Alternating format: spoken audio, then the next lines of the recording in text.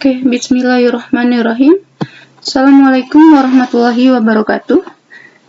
Hari ini kita akan belajar mengenai vektor. Materi selanjutnya ya. Gimana kabar kalian? Mudah-mudahan pagi ini sehat semuanya. Oke, di dalam fisika kita mengenal besaran fisika ada dua, besaran skalar dan besaran vektor. Apa beda besaran skalar dan besaran vektor? Kalau besaran skalar itu hanya punya nilai saja atau besar. Tapi kalau besaran vektor dia punya nilai dan punya arah. Contohnya apa? Kalau besaran skalar itu contohnya panjang, misalkan panjangnya 10 meter. Nah, tapi kalau besaran vektor dia punya arah. Misalkan panjang 10 meter ke arah timur. Nah, berarti di situ ada arah. Jadi, misalkan kecepatan mobil 20 km per jam ke arah selatan atau ke arah utara gitu. Oke, lanjut ya. Jarak dan perpindahan. Di dalam fisika kita mengenal jarak dan perpindahan. Apa beda jarak dan perpindahan? Tadi kita sudah mengenal besaran skalar dan besaran vektor. Misalkan ada kasus nih, kita misalkan untuk menjaga kesehatan saat pandemi, kita misalkan melakukan jogging. Nah, saat kita melakukan jogging, misalkan rute kita dari rumah melewati supermarket, kemudian melewati kolam renang, kemudian melewati mungkin tempat fitness, kemudian ke ruko, sampai ke ruko gitu ya. Nah, jarak yang ditempuh berapa? Nah, dan berapa perpindahannya?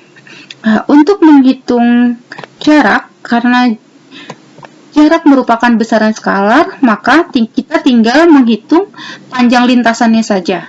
Jadi 550 ditambah 650 ditambah 700. Maka jarak yang ditempuh adalah 1900 meter. Tapi bagaimana kita menghitung perpindahannya? Nah, perpindahan itu merupakan besaran vektor. Karena dia vektor, berarti ada arah.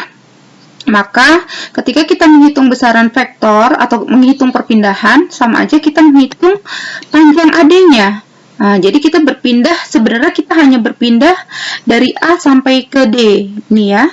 Nah, yang kita kasih nih, garis merah. Jadi, perpindahannya itu sama aja panjang AD ini.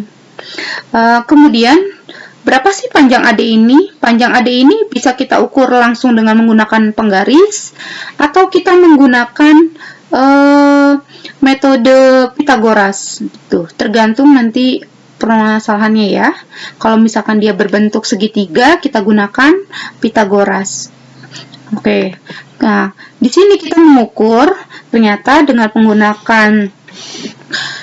menggunakan penggaris panjang AD itu 13 cm. Nah, berarti dikalikan, karena itu masih cm, kita ubah ke meter, jadi dikali 100 bagi 1. Maka panjang lintasan AD itu atau perpindahannya saat bergerak dari rumah sampai ke ruko itu adalah 1300. Oke. Nah, kemudian kita belajar sekarang vektor ya. Vektor, simbol vektor itu dinyatakan dengan sebuah garis yang mempunyai titik pangkal dan ujungnya diberi anak panah. Misalkan kita beri nama vektor ini adalah vektor A. Kemudian, bagaimana cara menjumlahkan vektor itu? Menjumlahkan vektor ada 3 metode, satu metode grafis. Nanti di sana ada poligon, ada atau segitiga dan jajaran genjang. Yang kedua adalah metode analisis.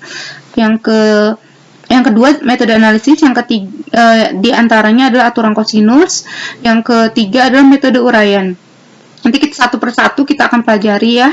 Satu, metode poligon atau segitiga. Misalkan ada sebuah vektor A, misalkan diberi anak panah ke arah kanan. Kemudian ada vektor B, dia ke arah tenggara. Kemudian ditanyakan berapakah resultan dari A tambah B. Nah, kalau misalkan ada pertanyaan seperti ini, maka kita gambarkan dulu vektor A-nya. Kemudian dari ujungnya si vektor A, nih ya, dari ujungnya vektor A ini kita gambarkan, nih dari ujungnya vektor A ini kita gambarkan vektor B-nya. Nah, kemudian resultannya adalah dari pangkalnya si A, ini ya, dari titik pangkalnya si A ke ujungnya si B. Nah, kita kasih, oke, jadi resultannya itu pangkal titik A ke ujung B. Nah, itu menggunakan metode poligon. Terus misalkan kita tambahkan nih, contoh lain, kita tambahkan ada vektor C. Nah, vektor C ini arahnya ke bawah. Nah, kemudian berapakah resultan dari A tambah B dikurangi C? Nah, maka kita gambarkan dulu vektor A-nya, kemudian dari ujungnya si A tadi kita gambarkan vektor B-nya ya. Nah, kemudian dari ujungnya si B ini kita gambarkan vektor C, tapi karena dia minus, di sini min ya, berarti anak panahnya kita ubah. Yang tadinya dia ke arah bawah, berarti kita pindahkan ke arah atas, jadi berlawanan arah. Oke, kita gambarkan vektor C-nya. Oke, di sana ya. Nah, berarti resultan itu kan tadi dari titik pangkal ke ujung akhir. Nah, tinggal kita kasih garis. Kita tarik garis. Oke. Nah, jadi tinggal kita kasih simbol vektor A-nya, vektor B-nya, sama vektor C-nya. Kemudian kita kasih ini resultan ya. Dari titik pangkal ke ujung akhir, itu adalah resultan. Nah, ini ya, jelas ya. Kemudian selanjutnya, yang kedua adalah metode jejaring genjang. Metode jejaring genjang, contoh misalnya, ini ada vektor A nih, kayak kasus yang masih masalah yang tadi, tapi kita dengan metode yang berbeda. Kalau tadi kan dengan poligon, sekarang kita pakai jejaring genjang. Kemudian kita gambarkan vektor B-nya, misalkan sama ya, kayak tadi ya. Terus yang ditanya berapa sama nih pertanyaannya A tambah B, tapi kita pakai metode jejaring genjang. Nah, berarti caranya bagaimana? Pertama kita gambarkan dulu vektor A-nya, kemudian kita gambarkan vektor B-nya.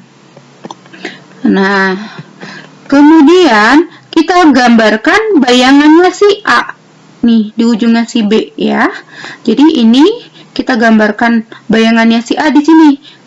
Kita kasih titik-titik untuk membedakan antara yang bayangan sama bukan. Kemudian kita gambarkan bayangannya si B nih, di ujungnya si A, di pangkalnya si A, maaf. Nah, kemudian resultannya akhir sama ya, titik pangkal ke ujung akhir. Nah, jadi polanya seperti pola jejaring genjang. Nah, tinggal kita kasih simbol-simbolnya. Oke, maaf. Nah, jadi sama seperti yang tadi dengan metode poligon, arah resultannya sama-sama ke bawah ya. Cuma caranya berbeda. Oke, yang kedua itu aturan kosinus. Ini nanti akan kita pelajari pada pertemuan selanjutnya. Terima kasih. Untuk tugas nanti Ibu berikan pada Google Classroom. Terima kasih. Assalamualaikum.